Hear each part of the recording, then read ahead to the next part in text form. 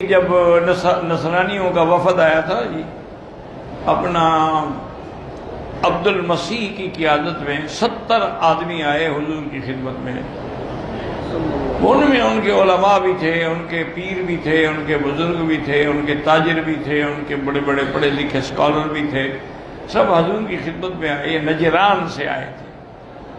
جیسے یہودیوں کا گڑھ اس وقت خیبر اور مدینہ تھا، نصارہ کا نجران تھا. انہوں نے آگے سلام کیا اور کہا کہ حضور ہم آپ سے کچھ بات کرنا چاہتے ہیں، اسی لیے حاضر ہوئے ہیں. فرمایا میں تو چاہتا ہوں کہ کوئی آئے اور بات کرے. انہوں نے کہا حضور ہمیں اجازت دیں، ہم تھکے ہوئے ہیں تو کل انشاءاللہ پھر آپ سے مکالمہ ہوگا. صحابہ نے پوچھا حضور، صحابہ کہتے ہیں اتنا ایسا وفد ہم نے کبھی زندگی میں نہیں دیکھا کہ خوبصورت جوان اور عجیب قیمتی لباس پہنے ہوئے. تو صحابہ نے کہا حضور ان کو کہاں ٹھہرائیں؟ اب حضور کے پاس کوئی گیسٹ ہاؤس تو تھا نہیں. اور میں مسجد میں ٹھہراؤ، اور کہاں ٹھہراؤ؟ اسی مسجد نبی میں ٹھہرا دوں. وہیں ان کا انتظام کر دیا گیا. تو مقصد حضور کا یہ تھا کہ دو باتیں ہو جائیں کہ آدمی اتنا تعصب نہ رکھے کہ کوئی دوسرا تمہاری مسجد میں بھی نہ آ سکے، اور دوسری مقصد یہ تھی کہ جب یہ مسجد میں ٹھہریں گے تو ہماری نمازیں دیکھیں گے، قرآن سنیں گے، رکوع و سجود دیکھیں گے، تسبیحات، تو اس کا بھی ان پر ایک اثر ہوگا. اس لیے بھی آپ نے ان کو ٹھہرا دیا. تو بہرحال جب وہ آئے عبد المسیح کی قیادت میں، انہوں نے بات شروع کی. انہوں نے کہا حضور پہلے تو یہ عرض کرنا ہے ہم نے کہ آپ عیسیٰ علیہ السلام کو مانتے ہیں؟ ہم نے بالکل مانتے ہیں. ہم تو مانتے ہیں کہ عیسیٰ علیہ السلام روح اللہ ہے، کلمت اللہ ہے، رسول اللہ ہے، شان والا پیغمبر ہے. اور یہ بھی ہمارا ایمان ہے کہ وہ آسمانوں میں زندہ موجود ہے. انہوں نے کہا حضور الحمدللہ چلو ایک بات ہو گئی نا کہ عیسیٰ کو آپ مانتے ہیں، تو آپ بی بی مریم کو بھی مانتے ہیں؟ اور میں بالکل، مریم صدیقہ ہے، طاہرہ ہے، ہمارے قرآن میں اس کا ذکر ہے، التی احسنت فرجہا.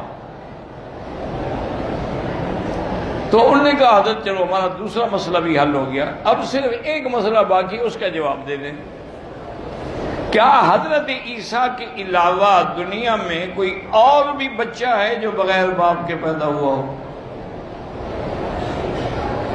کوئی مثال؟ اور اگر کوئی مثال نہیں ہے تو پھر ہماری بات مان لیں کہ وہ خدا کا بیٹا ہے. یا تو اس جیسی کوئی مثال بھی تو دیں. تو ابھی سوال و جواب ہو رہے تھے کہ اللہ نے وحی کے ذریعے حضور صلی اللہ علیہ وسلم کو القاء کیا کہ آپ ان کو یہ جواب دیں.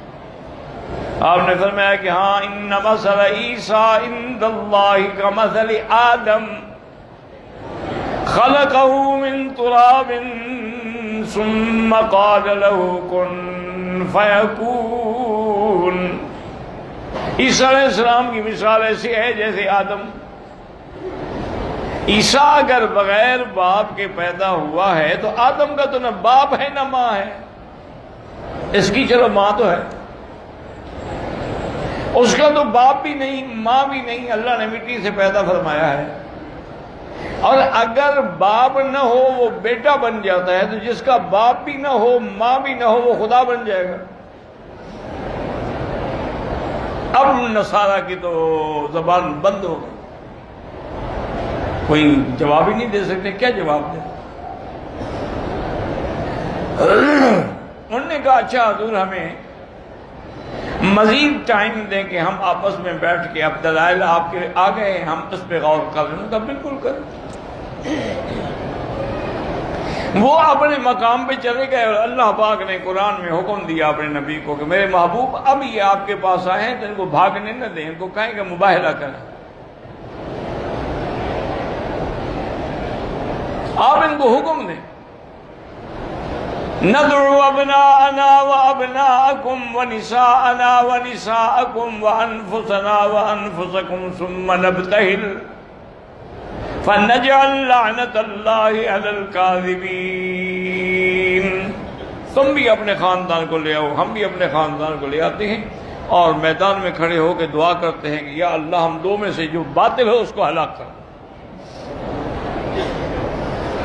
جب حضور نے ان کے سامنے مباہلہ کا چیلنج رکھا نا جی، وہ پڑھے لکھے تو تھے، اہل کتاب بھی تھے، علم بھی تھا، تو ان کے علماء نے کہا کہ کبھی بھی حضور کے سامنے مباہلہ نہ کرنا، کبھی بھی، یہ سچا نبی ہے، اگر اس کے سامنے تم مباہلہ کرو گے تو برباد ہو جاؤ، اب سلو کر لو اور جزیہ دے کے اپنی جان چھڑاؤ۔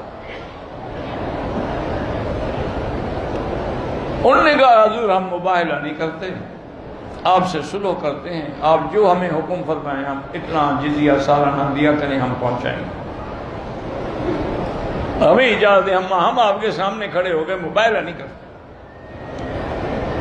حضور نے فرمایا والذی نفس محمد بیدہ، مجھے خدا کی قسم ہے جس کے قبضے میں میری جان ہے، اگر آج یہ میرے مقابلے پہ نکلتے لأضرمت الوادی علیہم نارا، اسی وادی میں آگ نکلتی ہے، ان کو جلا کے بھسم کر دیتی ہے۔ حق کا اس کے ساتھ مباہلہ کرنا کوئی آسان تو نہیں ہوتا، اور پھر ایک طرف اللہ کا نبی ہو۔ انہوں نے کہا یہ خوش قسمت تھے کہ مباہلے سے بھاگ گئے۔